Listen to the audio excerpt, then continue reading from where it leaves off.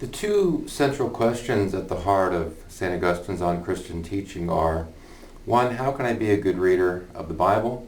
And secondly, how can I be a good teacher of the Bible? So, this book is written by a Christian to Christian readers, but it's considered a classic because the ideas that Augustine offers, although they are specifically from a Christian to a Christian audience, are seen as more broadly applicable. And so if the question is, how can I be a good reader of the Bible? Underpinning that is a more basic question, how can I be a good reader? If the question is, how can I be a good teacher of the Bible? Then a more basic question is, how can I be a good teacher? What goes into good teaching? What are the characteristics of a good teacher? So let's pick up on that a little bit here. So Augustine says that the aim of an orator, that is a speaker, so we can think here of a teacher, of a preacher. The aim of a speaker, of a teacher, of a preacher is to be, one, listened to with understanding. And so one of the basic goals, obviously, of a teacher, of a speaker, is to be understood. Right? Now, as soon as I say that, probably a lot of us can think of people we listen to who spoke in a way that was really difficult to understand. Perhaps there was some incoherence in how they spoke. Perhaps the speaker obviously didn't think about the audience. I mean, this is something that I've seen a number of times, where the speaker is addressing an audience as if it were a different audience. So, for example, I'm addressing a group of 7th graders as if I were talking to a group of graduate students, for example. Or, conversely, I'm addressing graduate students in a way that really would be more appropriate for 9th graders, something like that. So anyway, we want to be listened to with understanding. We want to be understood. And this is really, really good advice if we're going to address an audience in any way. It's really important to ask the question, what do I want to say, obviously. But another really good question is, who is the audience and how do I construct what I have to say in such a way that it will actually reach the audience? To the extent that I'm able to figure that out. I may not know all of the individuals, but you can figure things out, to some extent. How can I shape this, what I'm saying, to fit this particular audience? Anyway, one of the obvious basic goals of a speaker is to be understood. Of course, we say this is a basic goal, but yet probably all of us have listened to people who clearly did not put a lot of effort into wanting to be understood. Secondly, a goal of an orator, of a speaker, of a teacher, of a preacher, is to not only be understood, but to be understood with pleasure. And Augustine says that the goal of a speaker should be to delight those who are hearing. In other words, not only do we want our words to be understood, but we want to try to connect with the audience in some way. Now, this is a lot harder, and perhaps one of the things that makes this hard today in the early 21st century, in the United States, is that it is an intensely entertainment-based culture. There is a strong demand that we as audiences be entertained. I don't think that's what Augustine is getting at here. I think Augustine is saying that we want to we want to try to come across in a way that's interesting. We want to try to come across in a way that is intellectually stimulating, that is motivating in some sense. We want to connect with the crowd. But one of the things that does make this hard is if you have a lot of folks in a crowd whose requirement is that they be entertained. That's a different thing, right? Just think, for example, of Jesus on the Sermon on the Mount. Recorded Matthew chapters 5, 6, 7. And if you read the Sermon on the Mount, as just a straight sermon, right? It's constantly changing topics. And then very interestingly, before Jesus begins to deliver the Sermon on the Mount, the text says, and Jesus sat down. And so Jesus is sitting, no microphones, no PowerPoints, right? no moving music in the background. Jesus sat and delivers the Sermon on the Mount. That's the idea, right? Now just think of yourself listening to someone sitting, delivering the Sermon on the Mount. Today, that would be almost unthinkable, right? And in fact, I do know of a church where once a year the pastor would do this. He would sit down and read the entire Sermon on the Mount to the people, right, to the congregation. And it was considered almost sort of a grueling event that the congregation would get through, right? So, you know, we live in a very different time. Augustine obviously lived in an age really where most people are illiterate, right? And so, you know, I think we'd all agree that illiteracy is not a good thing. But one of the benefits of illiteracy, though, is that you really have to pay attention and you have to have a good memory, because you can't take notes, you can't write things down, you can't look them up in reference books, and there's no such thing as YouTube. So if you're going to get something, you've really got to listen. And so Augustine lived in an age where people were accustomed to listening. Our culture is very different now.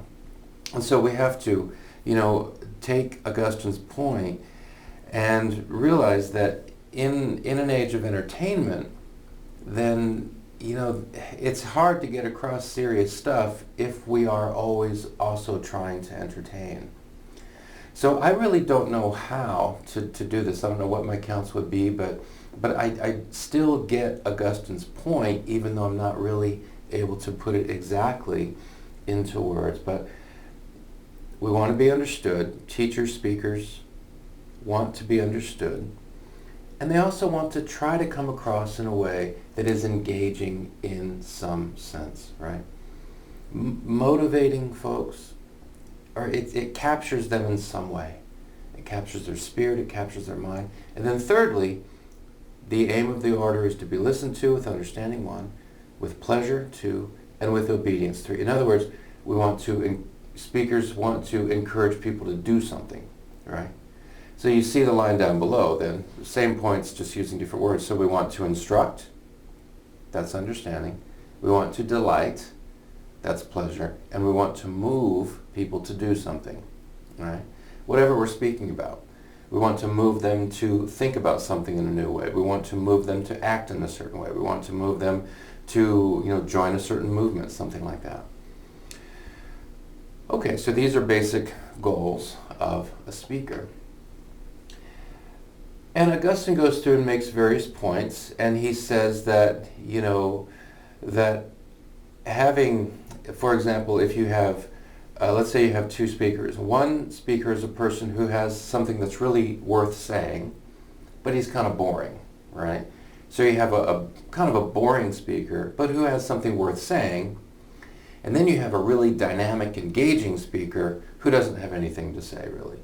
You know, this person sort of, you know, keeps us in a state of attention for 30 minutes, 40 minutes, right?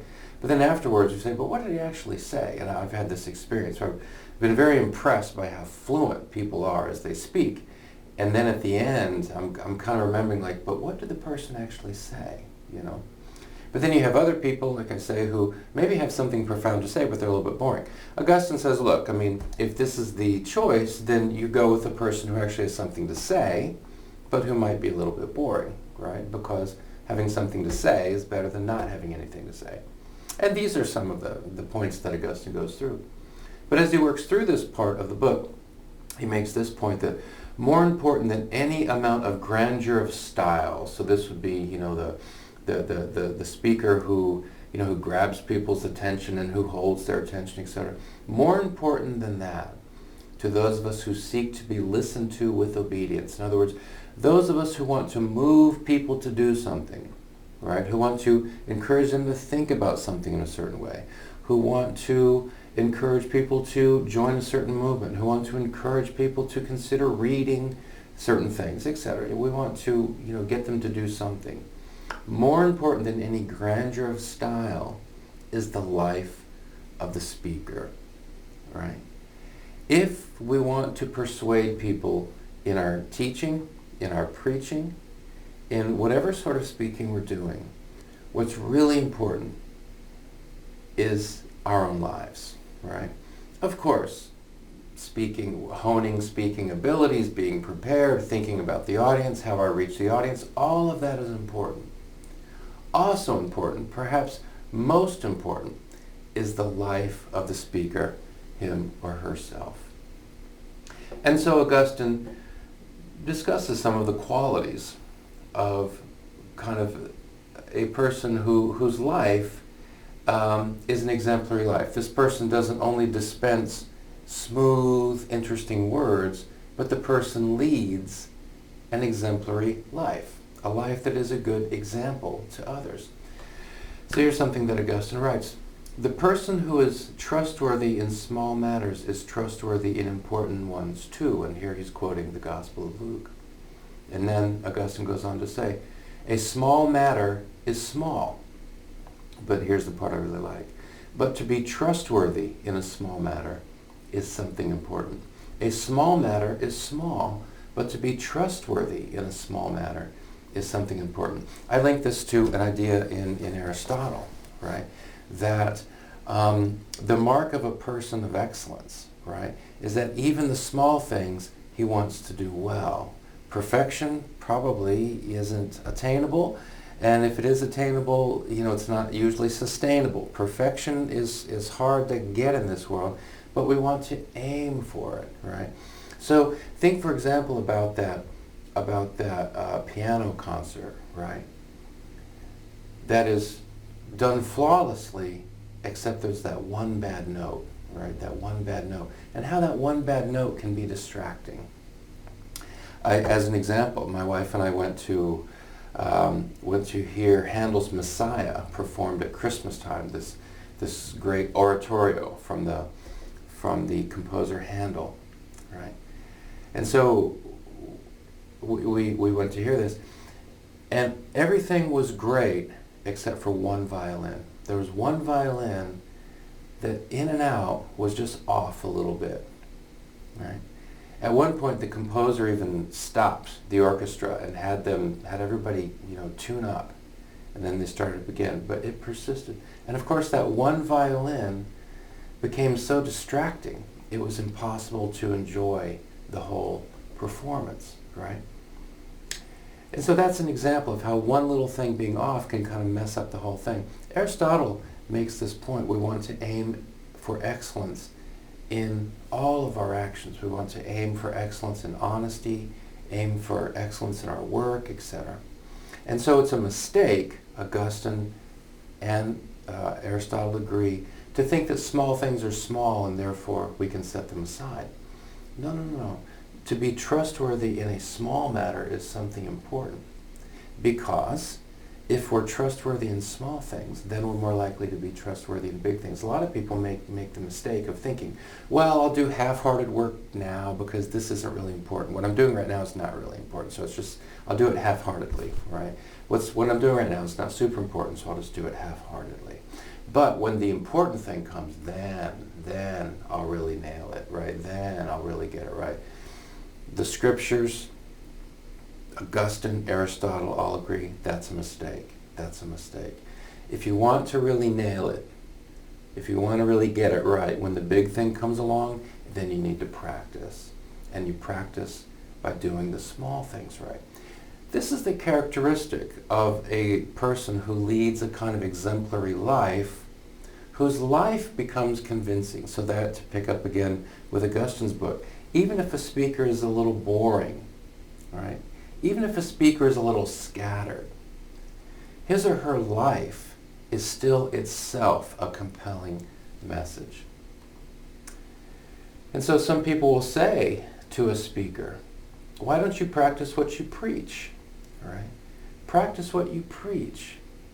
For example, the person who talks about, political conservatism. I have an example in my mind. A person who will speak with great confidence about political conservatism, right? But then when it comes to certain matters in his own life that benefit him, well, the principles of political conservatism kind of seem to go away a little bit, I've noticed. And so in that case, truthfully, I don't take the person seriously so much. There's an inconsistency. Why don't you practice what you preach? Now we're all of us to one extent or another in our lives are hypocritical. Again, perfection is really unlikely in life and it's hardly ever sustained, right? So all of us are probably hypocritical in one or another way. But of course it's in our interest to minimize that, to fight against it, to reduce that to the extent possible, to be consistent people so that we don't have this sentence thrown at us. We don't have this question thrown at us. Why don't you practice what you preach? And Augustine goes on to say, that is why people do not listen with obedience to the man who does not listen to himself. To the person who has great words. I have examples in my mind of people who travel telling other people to have dynamic, awesome lives, right? To have lives full of wonder and zest, right? And then, but you look at their own personal lives and their own personal lives are a mess. Well, why don't you practice what you preach? I mean, get your own act together and then maybe you'll be in a position to counsel the rest of us, right? People don't listen to themselves. They don't listen to themselves. Well, this is a problem. So to go back, more important than any amount of grandeur of style to those of us who seek to be listened to with obedience, to those who seek to be effective teachers, speakers, preachers, more important than grandeur of style is the life of the speaker, the person who is consistent in big things and small things, right? The person who practices what he or she preaches. That's really important. And I was thinking of this because I was thinking, in my own life of the most influential people in my life. And there are two cases, and we have a photograph here of one of them. There are two cases, two examples I can think of people who were tremendously influential in my life. And both of them were professional speakers. One was a preacher, who is not photographed here, and the other is a teacher, and this is the photograph of him. In both cases, very interestingly, I say that these two people had a huge impact on me, right? But what's very interesting is that if you ask me to write down everything I can actually remember hearing them say, it wouldn't be a whole lot. For example, this teacher here with whom I took many classes at a high school and then later at a community college. If you ask me to write down everything I can specifically remember him saying, maybe like 5 or 6, 7, 8 sentences, something like that.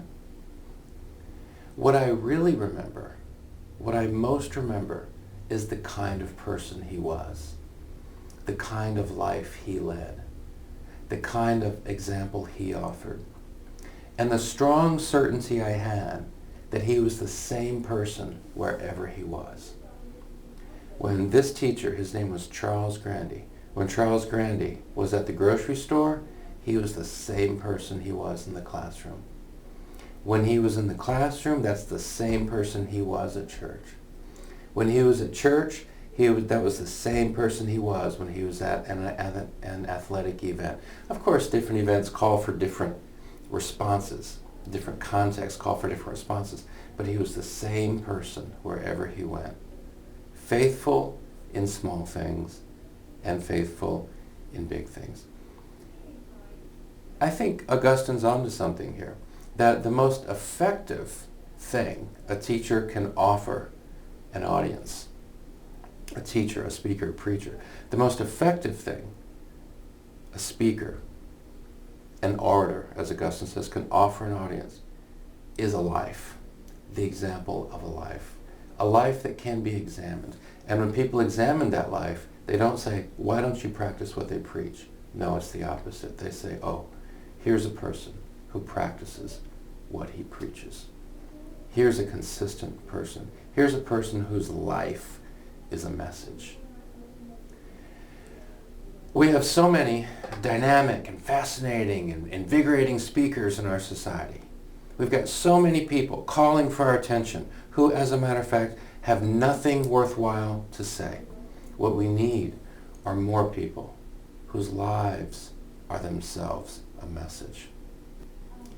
and then who are able to take that message of their lives, to link it to other people's ideas, to other people's books, and to package messages, lessons, sermons, words of encouragement for others. We need more of that. We need more of these kinds of people. And I hope that all of us, whether we, are considering becoming professional talkers or not, all of us are consistently conveying messages. All of us are consistently conveying messages. And in that sense, we're continuously influencing one another.